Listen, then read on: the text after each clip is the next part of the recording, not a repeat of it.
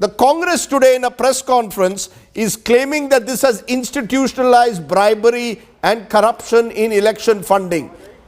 Am I to understand that it never happened before electoral bonds? Are you saying that this is something new that has happened in the world of electoral financing?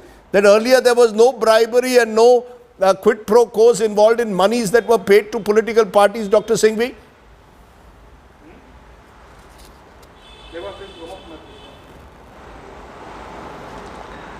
I think, Rajdeep, with great respect, that's a misplaced question.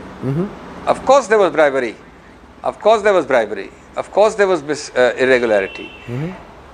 Does that condone, does that excuse, does that regularize what has happened now?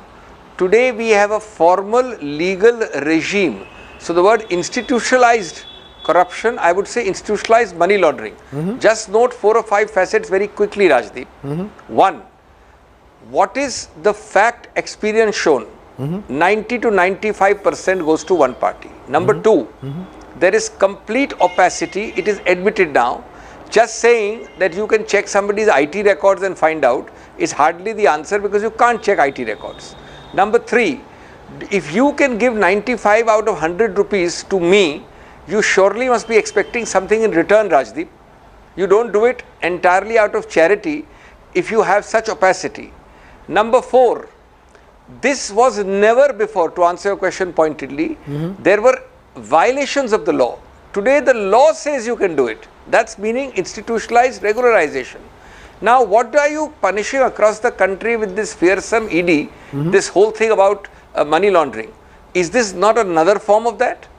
Is this ever before in India happened in this way? And the chickens are coming home to roost because the two principal people who are actually in a sense regulated by a separate act and the EC under the constitution, who are therefore not direct government agencies which can't be silenced so easily, have objected in writing.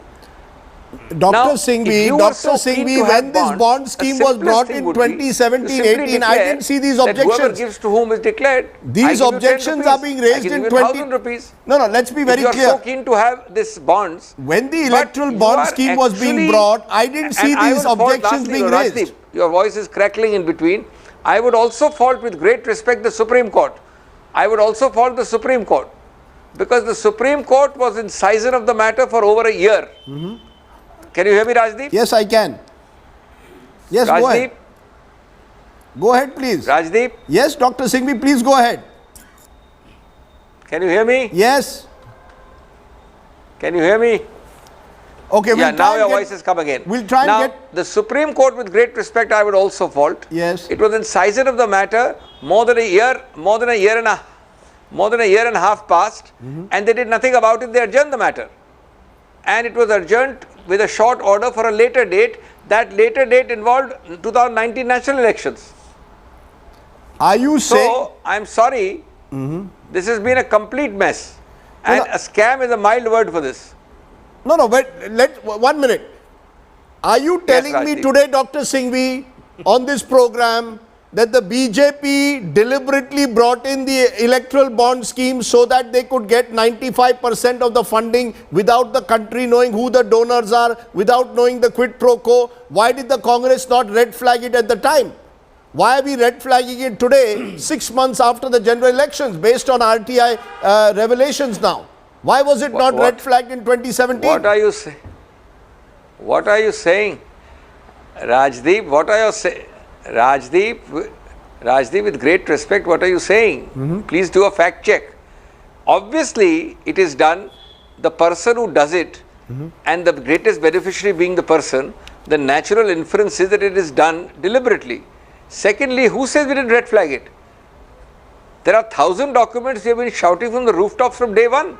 When the electoral bond scheme, I remember I was consulted, was floated in the very first 2017 part by Mr. Jaitley, our party sent a representation against it.